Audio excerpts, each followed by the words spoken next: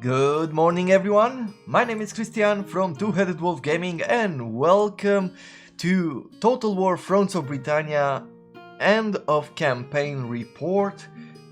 This is after the campaign we played as Mead in the middle of Ireland, and this has been quite a fun experience with a lot of unexpected events, with a lot of intrigue, with politics, with chaotic periods, and we came on top. Most of all, our goal during this campaign was to create a church-based economy, and I believe with everything that we've learned from the last campaign, it was quite successful. But let's start with a few achievements, as always. Some of the basic ones were playing as Mead, conquer all the Irish regions, or mind your own business, playing as Mide, complete the main campaign by achieving any of the victory conditions. We also got straight up the Mide, playing as Mide, complete the main campaign by achieving a short conquest victory. And Mide, I hardly knew her, playing as Mide, complete the main campaign by achieving a short fame victory. Now this was just a few of the random achievements that we got. We weren't really aiming for them. We happened to get them along the way. The short fame victory I got slightly after I finished the campaign. Well, let's move on to the lore.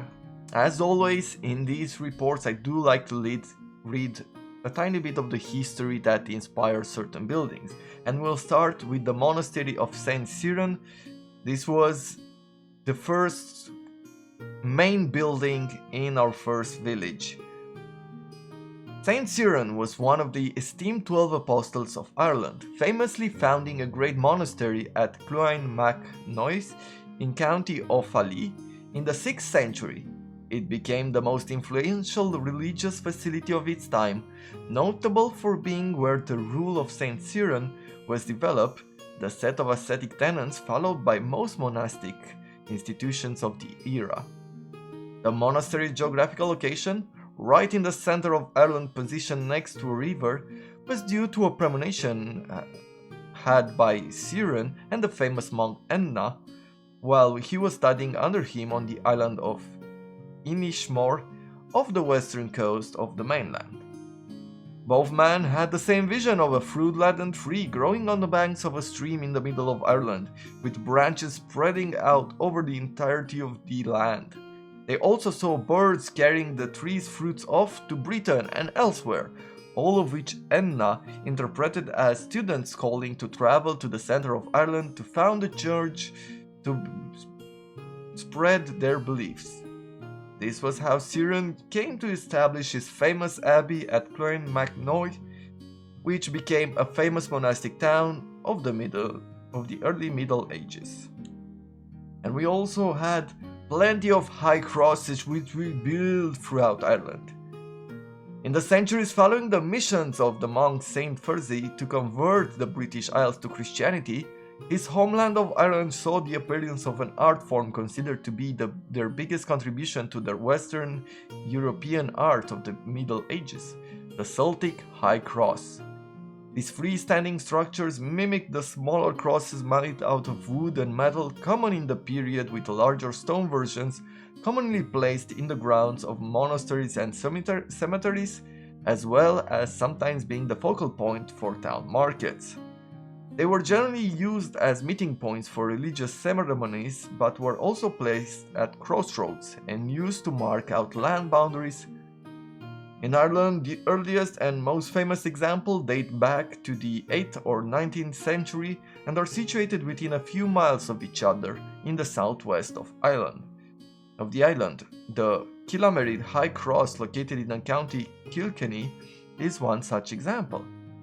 Not only because it is very richly sculptured in images and iconography which are decipherable even today, but also because it was built in a monastery established by a direct disciple of the Saint Fursey himself, Saint Goban.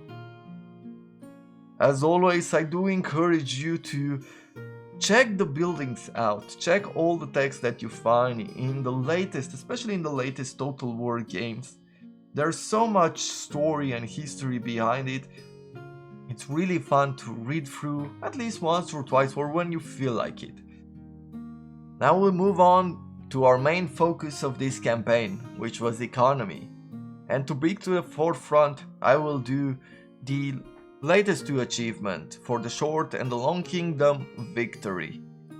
For us it was quite a challenge because we had to annex a few of the military allies that we had from Ireland, right, our brothers in arms, and that required us to get legitimacy, which we struggled at the beginning of the game to find a way to do it and receive it, and most of it was declining. But we managed to do so, and in doing that we actually changed our faction from Mead to Temer to Ireland. So let's talk about the bonuses first. Mead gets 25% income from churches at the beginning of the game.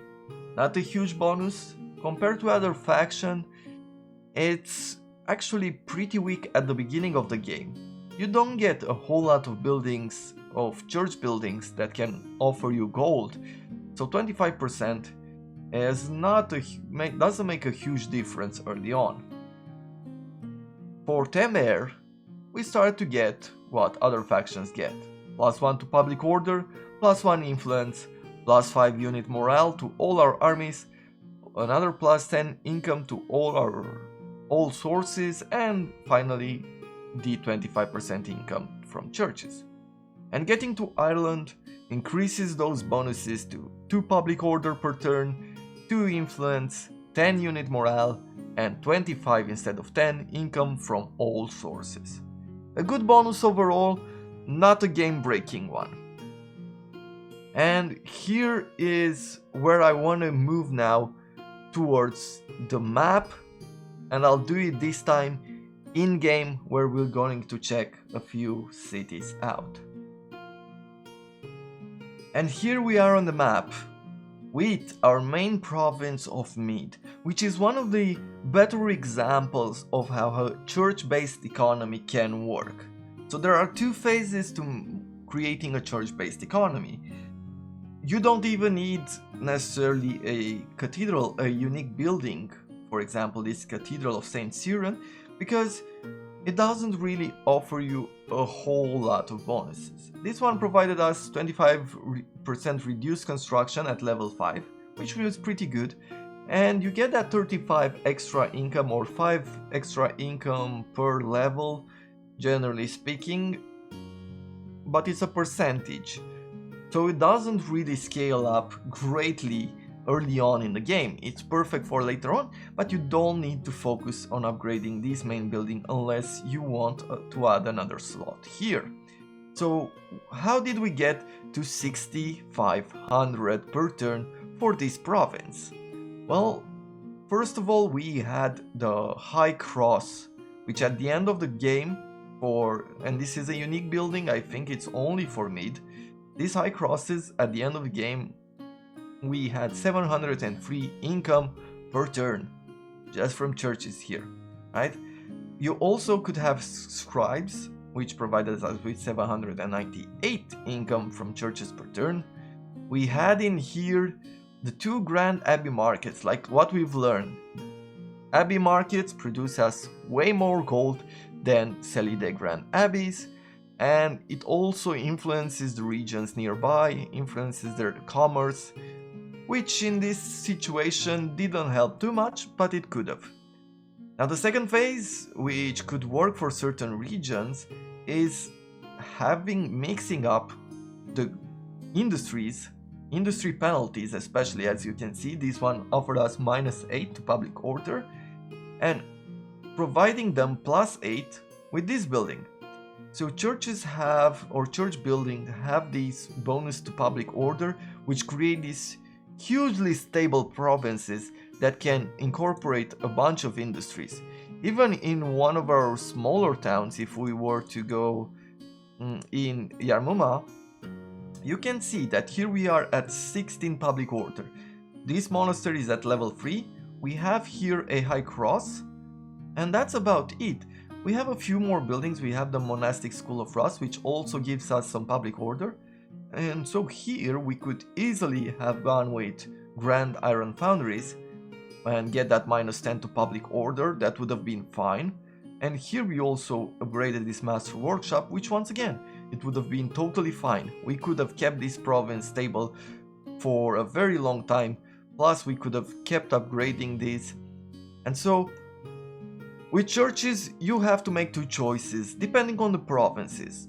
Do you want to add buildings which offer you church gold and then use multipliers like the great round tower, right? Or things like the monasteries, or things like the churches in some of the other factions, which just increase the percentage you get from your main gold buildings. So you can do that. You can create multipliers to increase your income. And here we add a very important building, which is this one, the Cathedral of Saint Ringan, which offers you 25% at level 5, 25% income for churches in all regions. This is a must have if you are going to go for a religious run. Keep it in mind, it's right here in the province of Cumberland, and this is easily defendable, because if anybody wants to take over the town, they will have to land somewhere here or here, and it takes them some time to actually reach your monastery. And coming from the nearby towns to here, the armies rarely have enough movement to get quick enough until you can push up and get some defenders on hand. So yeah, you can do that, or you can focus on industries. Some territories are more profitable than others. It's really going to have to be a slight balance for you. I think this was quite fun to do. And there's one thing that I've noticed, and I'm thinking about the future campaign if we can work it out. Like, one of the mechanics I saw at the beginning of the game was nobles asking for land, asking for agricultural estates, right? A king is not supposed to hold on to farmland and work it. You should give it to your people. And I feel like this was a good idea, a really good idea, maybe at the beginning of the game. I would have loved to see something like this long term during the game. So I don't know how Creative Assembly could have assembled it at the time with the resources available, but I believe that they really had a good idea with these states that you can give to certain people, not only for loyalty, but also for different bonuses, right? Depending on the character traits. So that's about it in regards to economy. If you have any thoughts or any ideas of how I could have improved it even further, leave it down in the comments below. Would love to start a discussion with this in mind. So let's get back to the normal report. I had a whole lot of fun turning this economy, this idea of an economy, into reality. I did enjoy thinking about it, trying to put it all together while doing what we do best in Total War, which means fight and push back the chaos that keeps putting pressure on you. And so I thought, well, I did enjoy a lot the action, and we had all these ideas of what to do left and right with the economy, with the buildings, with constructing or expanding our territory or becoming really famous. So I think it's probably best if you were to do a campaign where we focus on just conquering. And here I looked at a bunch of factions and I thought that I would pick Vikings, but then I decided to go with Gwynedd. The people of Gwynedd have some claim to the title of true Britons, having been driven to the far west by invaders who now call themselves English. Renowned both for their bardic arts and their skill with the longbow, the Welsh of Gwynedd thrive under the leadership of Rodri Mor, Rodri kept Gwynedd largely free of Vikings and other invaders while expanding its borders. Now he is gone and his lands are divided. Now why Gwynedd? Well, I'm not gonna get into details right now. Sufficely to say they have some interesting traits that could help us in the expansion of our borders in keeping a constant war happen. And there's one little twist that we're going to do during this campaign. At one of the subscribers' suggestions, I am going to turn on the Blood and Gore patch, or however they're calling it for this Total War title. Generally, I have no problem with it. It's just that the first time I tried the Blood and Gore patch in Shogun, it felt a bit silly.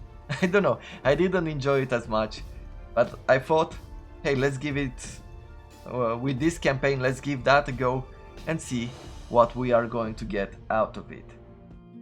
I hope you are looking forward to this campaign as much as I do. The Blood and Gore should offer us that little bit of excitement and difference, and hopefully some really good visuals to keep us entertained for the winter.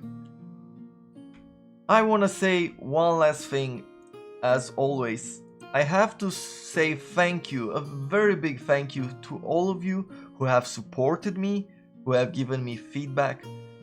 For those who liked the videos and those who have subscribed to the channel, it's really growing step by step. I am learning a lot of things and I'm trying ideas out, some of which turn better than others. But you have been nothing but supportive or gave me good ideas along the way, and for that I want to say once again thank you. I look forward to seeing you all in our next campaign, and I wish you all a wonderful day. My name is Christian from Two-Headed Wolf Gaming.